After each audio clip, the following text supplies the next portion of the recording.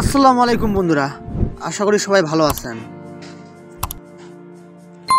বিশাল এক বন, সে বনের পাশেই ছিল ছোট্ট একটি গ্রাম। সে গ্রামে বাস করত এক গরিব কাঠুরে।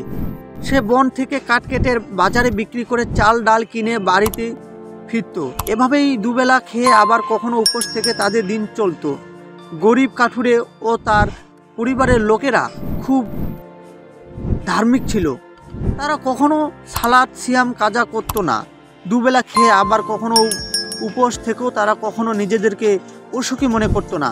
প্রতিদিনের ন্যায় সেদিনও কাঠুরে বন কাঠ কাটতে গেল, কিন্তু বনের মধ্যে ঢুকে নিকটে কোথাও কাটার উপযুক্ত কোনো কাঠ পেল না। ফলে মাইল খানেক হেঁটে বনের গভীরে থেকে সেখানে বেশ কাঠ পেল। তা কেটে নিয়ে গ্রামের বাজারের দিকে হাঁটতে শুরু করলো। কিছু দূর এগোতে ভীষণ এক গর্জন শুনতে পেল।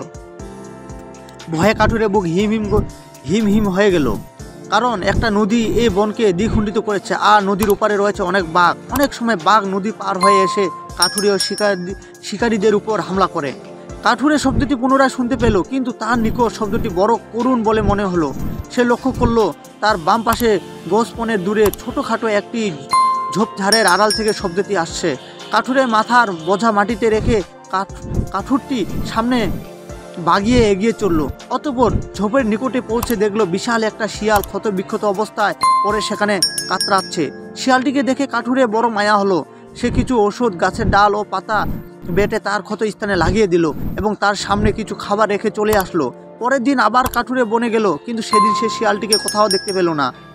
মাসখানেকের পরে একদিন সকালবেলা কাঠুরে বনে গেল, কিন্তু এদিন বনের অনেক ভিতরে গিয়েও কাটার উপযোগী কোনো কাঠ পেল না। তাই বনের গভীরে এসে যা পেল তা নিয়ে গ্রামের বাজারের দিকে এগিয়ে চলল। হঠাৎ তার সামনে বড় একটা ছোরা হাতে উপস্থিত হলো এক বনদস্যু। এই বনদস্যু পাশে গ্রামে বাস করে। একদিন অসুস্থ অবস্থায় সে বনের মাঝে বেহুশ হয়ে পড়েছিল। কাঠুরে তাকে তার বাড়িতে নিয়ে গিয়ে সেবা যত্ন করে।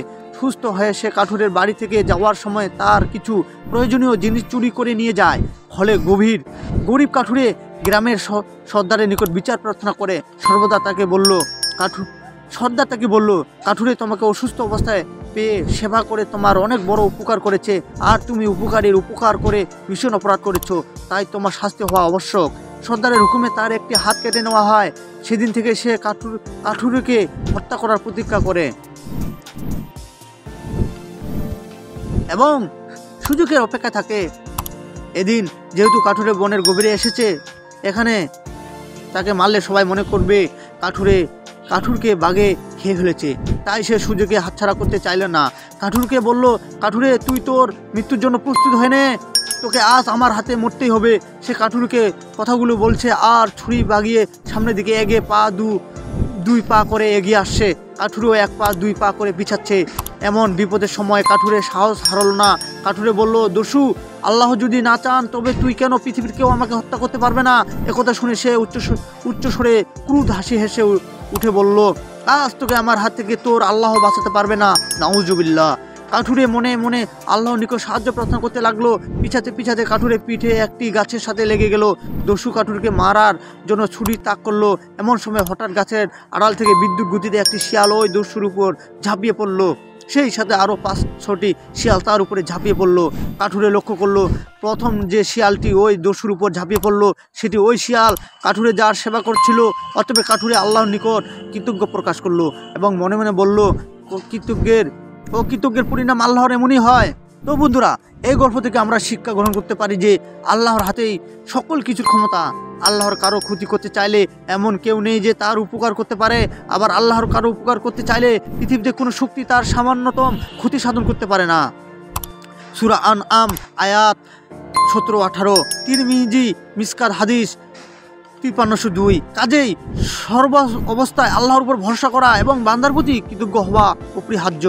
আল্লাহ বলেন, যদি তোমরা কৃতজ্ঞ প্রকাশ করো তবে তোমাদেরকে অধিক দান করব। সূরা ইব্রাহিম আয়াত 7।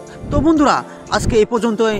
নতুন কোনো ভিডিও আসার আগ পর্যন্ত আপনারা অবশ্যই আমাদের এই চ্যানেলটির পাশেই থাকবেন। আর আমার এই গল্পের মধ্যে ইসলামিক গল্প অবলম্বে এই গল্পগুলোর মধ্যে কোনো ভুল ভ্রান্তি হলে নিজ গুণে আপনারা আমাকে ক্ষমা করে দিবেন এবং অবশ্যই ক্ষমা দৃষ্টিতে এই চ্যানেলটিকে দেখবেন। আল্লাহ হাফেজ।